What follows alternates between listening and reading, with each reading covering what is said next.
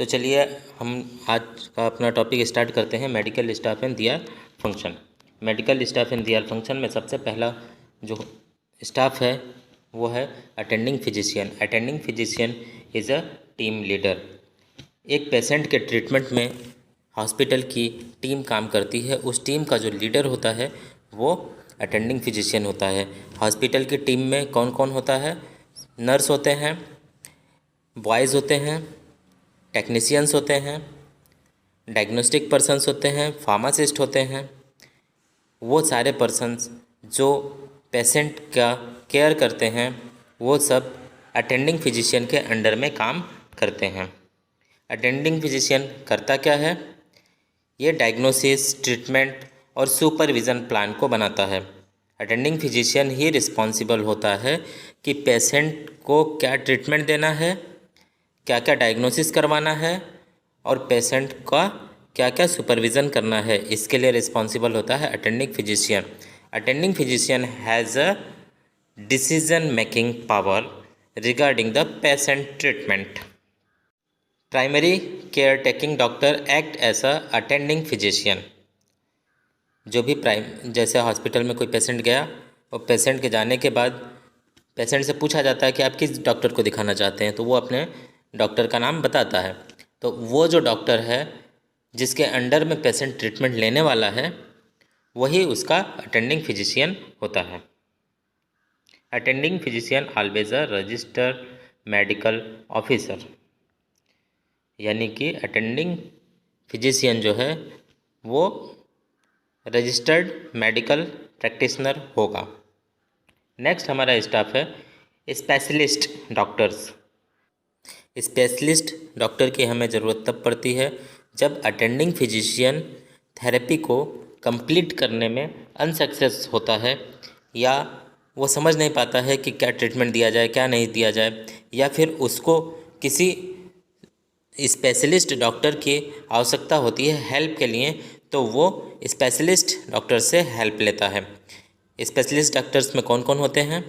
वो डॉक्टर होते हैं जो पर्टिकुलर किसी एक फील्ड से स्पेशलाइजेशन किए होते हैं, जैसे कार्डियोलॉजिस्ट है, हिपेटोलॉजिस्ट है, रिनोलॉजिस्ट है, ईएनटी में स्पेशलाइजेशन किए हुए हैं, और नर्वस सिस्टम में किए होते हैं, न्यूरोलॉजिस्ट कहलाते हैं। They overtake attending physician when more specific treatment is needed. The same thing, जब अटेंडिंग फिजिशियन काम नहीं कर पाता है या वो समझ नहीं पाता है कि ट्रीटमेंट क्या दिया जाए और एक स्पेसिफिक ट्रीटमेंट की आवश्यकता होती है, तब अटेंडिंग फिजिशियन को ओवरटेक कर लेते हैं स्पेशलिस्ट। और स्पेशलिस्ट डॉक्टर करते क्या हैं? कॉम्प्लेक्स और सीवियर कॉम्प्लिकेशंस को हैंडल करते हैं। नेक्स्ट है हमारा resident, interns and medical student और हाउस स्टाफ्स।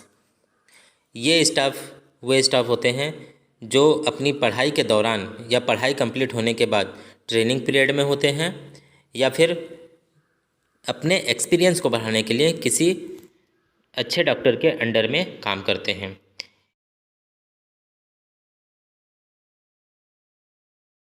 ये हॉस्पिटल में कंटिन्यू सर्विस प्रोवाइड कराते हैं। ये टीम के एक्टिव पार्टिसिपेंट होते हैं, पेशेंट के आसपास हमेशा अवेलेबल रहते हैं। They work in hospital designated as teaching hospital. ये वैसे हॉस्पिटल्स में काम करते हैं जहाँ पर ट्रेनिंग का प्रोग्राम चलाया जाता है। ऐसे हॉस्पिटल्स जिसमें स्टूडेंट्स को या जस्ट पास हुए स्टूडेंट्स को ट्रेनिंग देने का प्रोग्राम चलता है, ऐसे हॉस्पिटल्स को टीचिंग हॉस्पिटल्स कहा जाता है। इन हॉस्पिटल्स में residents, interns and medical students होते हैं। जैसे हमारे गोरखपुर में मेडिकल कॉलेज है, मेडिकल कॉलेज में एमबीबीएस के बच्चे जो पढ़ाई करते रहते हैं, second year, third year, fourth year या फाइनल ईयर के बच्चे होते हैं, या जिन्होंने कोर्स जस्ट अभी कंप्लीट किया होता है, वो मेडिकल कॉलेज में अपनी प्रैक्टिस करते हैं। ये प्रैक्टिस करने वाले स्टूडेंट या just passed out doctors, resident, interns या फिर मेडिकल स्टूडेंट्स होते हैं। इनको हाउस स्टाफ इसलिए कहा जाता है क्योंकि ये हर समय अवेलेबल रहते हैं। These are the medical students of various stages of education and supervised by attending physician. ये जो डॉक्टर्स होते हैं ये अटेंडिंग फिजिशियन के अंडर में काम करते हैं और अटेंडिंग फिजिशियन के इंस्ट्रक्शंस को फॉलो करते हैं. A resident or intern is fully licensed doctor who is engaged in further training after graduating from medical school. ये वो डॉक्टर्स होते हैं जिन्होंने अपना ग्रेजुएशन मेडिकल कॉलेज से कंप्लीट कर लेते हैं, इसलिए ये भी फुल्ली लाइसेंस डॉक्टर ही होते हैं, लेकिन इनको थोड़ा कम एक्सपीरियंस होता है और अपने एक्सपीरियंस को बढ़ाने के लिए ये किसी डॉक्टर के अंडर में यानी कि फिजिशियन के अंडर में अपना ट्रेनिंग कंप्लीट करते हैं.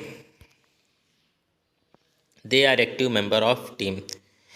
यही एक्टिव मेंबर ऑफ टीम है क्योंकि हर समय अटेंडिंग फिजिशियन अवेलेबल नहीं हो पाता है, लेकिन पेशेंट के आसपास ये स्टूडेंट्स या ये डॉक्टर्स हमेशा अवेलेबल रहते हैं. नेक्स्ट है हमारा nurses. Nurses are very important part in hospitals because they provide basic health care services to patients like administration of drug, personal hygiene, dressing of wounds, etc. Let's see. Nurses को 3 part में divide किया गया है. First है registered nurses.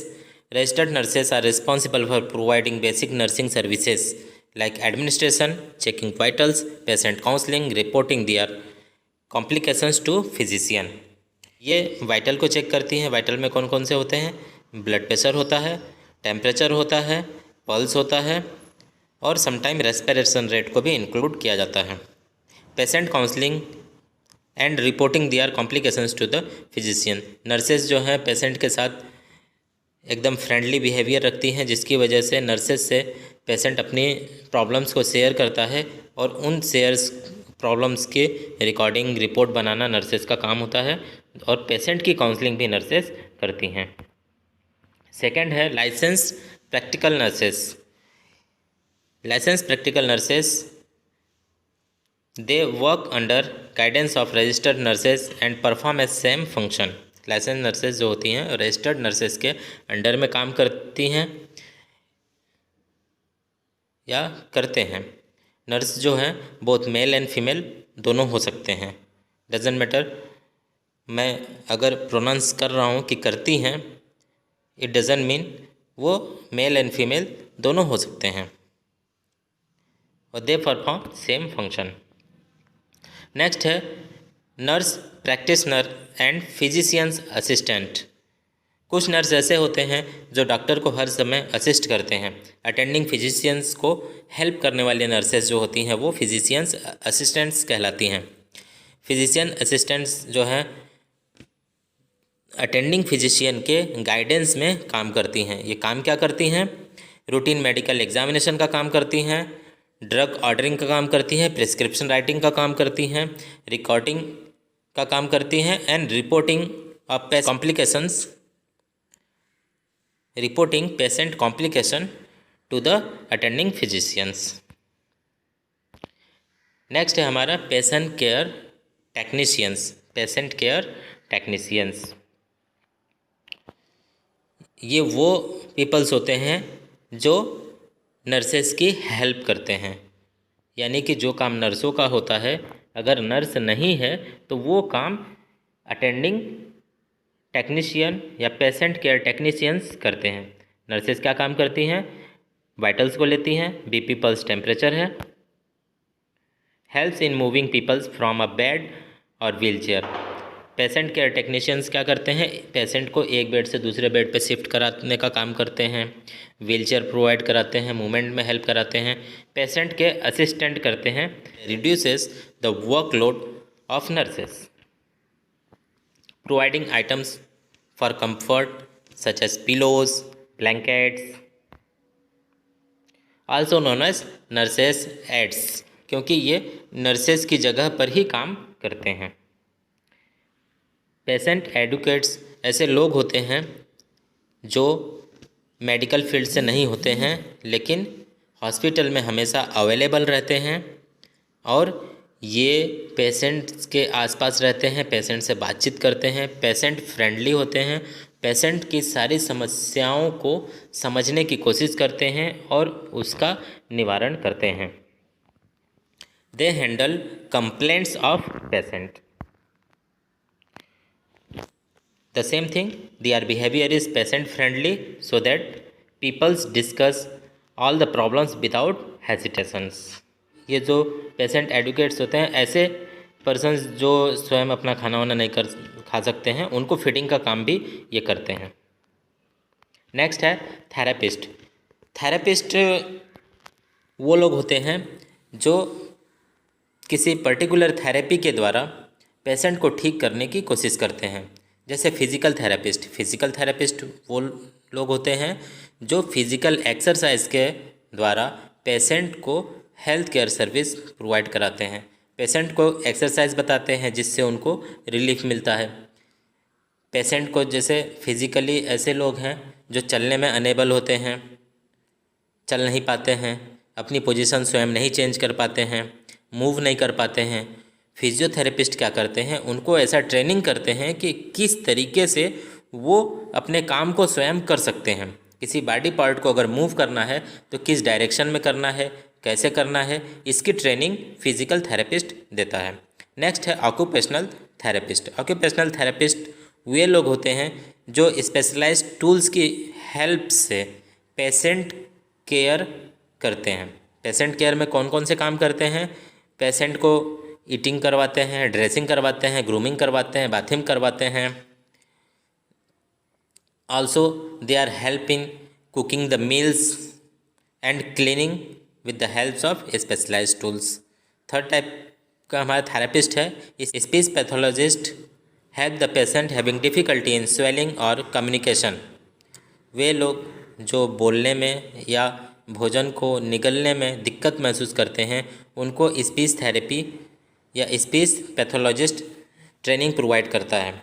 Generally क्या होता है, ऐसे पेशेंट जिनको गले का ऑपरेशन होता है, मुंह का ऑपरेशन हुआ रहता है, ऐसे पेशेंट्स को भोजन लेने में या बोलने में दिक्कत आती है, तो उनको इस तरीके से ट्रेनिंग दी जाती है कि वो अपना खाना या मील किस तरीके से खाएं कि वो एयरवे में ना जाए, जिससे कि स्वेलिंग प्रॉब्लम रिजॉल्व हो जाए, और या फिर बोलने का तरीका, टंग का यूज़, लिप्स का यूज़, ये स्पीच पैथोलॉजिस्ट सिखाता है ताकि वो अपनी बातों को अच्छे से रख सकें। नेक्स्ट है hospital pharmacist. They are specialized in drug handling, supervise the use of drug in the hospital. Pharmacists educate the people about drug administration, dose, storage, side effect, drug interaction, etc. और prescribe drug. Hospital में जो pharmacist होते हैं वो drug handling में specialised persons होते हैं और करते क्या हैं, हॉस्पिटल में जितनी भी दवाएं यूज़ होती हैं उनके बारे में कंप्लीट जानकारी रखते हैं, उनको सुपरवाइज करते हैं। और ये लोग जो हैं दवा के रख रखाव के बारे में, स्टोरेज के बारे में, दवा के साइड इफ़ेक्ट के बारे में, इंट्रैक्शन के बारे में पेशेंट्स को या फिर पेशेंट के अटेंडिंग पीपल्स को बताते हैं, उनको एजुकेट करते हैं ताकि ड्रग को सेफली यूज़ किया जा सके। They provide training for some injections.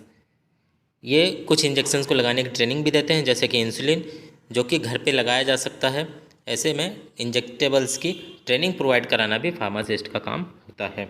They provide drug information to the doctor. Pharmacist जो होते हैं डे टू डे ड्रग की अपडेटेड नॉलेज डॉक्टर तक पहुंचाते रहते हैं।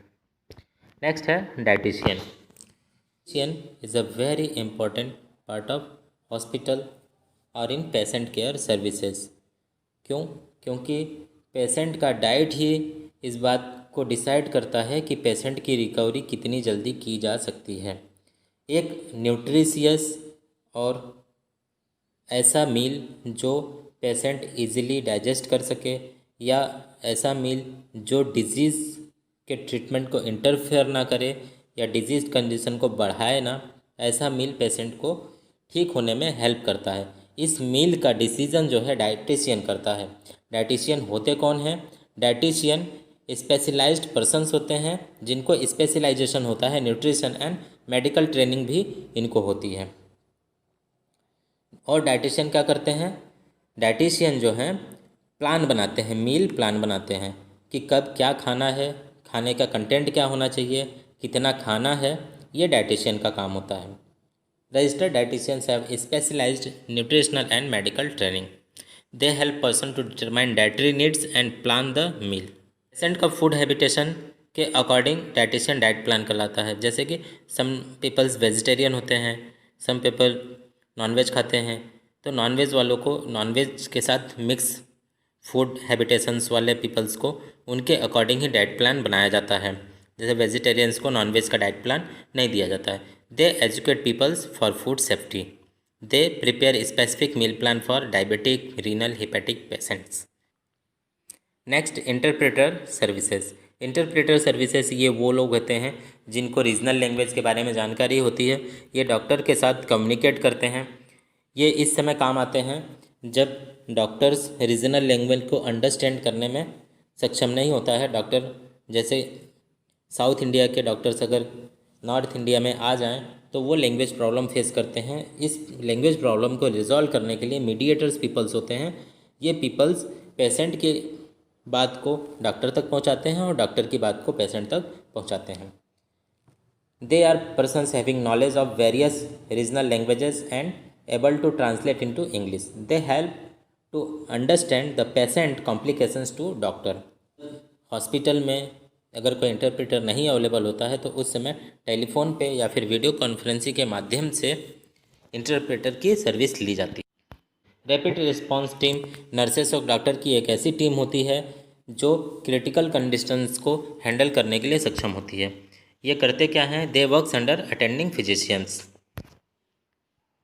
दे give quick response to patient with abnormal vitals and complex symptoms. जब patient को सडन वाइटल पैरामीटर चेंज हो जाते हैं, जैसे बीपी बढ़ जाए, बहुत ज़्यादा टेम्परेचर बढ़ जाए, तेज़ी से रेस्पिरेशन करने लगे, या फिर कॉम्प्लेक्स सिम्टम्स, कॉम्प्लेक्स सिस्टम जैसे टर्मर हो गया और मिर्गी के दौरे पड़ने लगे, या फिर डिजीनेस है, चक्कर आना है, फेंटिंग है, इस टाइप के अगर कोई कॉम्प्लेक्स सिम्टम्स दिखाई देते हैं तो ऐसे केसेस में रैपिड रिस्पांस टीम तुरंत रिस्पांस करती है और पेशेंट को सबसे पहले स्टेबलाइज करने की कोशिश करती है, आवश्यकता अनुसार टेस्ट करवाती है और अटेंडिंग फिजिशियन को बताती है। They order required test and try to stabilise the patient. They are generally designated doctors और nurses. They inform to attending physician and move the patient for specialised monitoring. Rapid response team करती क्या है, जो भी patient के साथ situations होती हैं उन सिचुएशंस को अटेंडिंग फिजिशियन को बता देती है और पेशेंट को अगर स्पेशलाइज्ड मॉनिटरिंग की आवश्यकता है तो वो वार्ड शिफ्टिंग या शिफ्टिंग टू आईसीयू करते हैं। Thank you.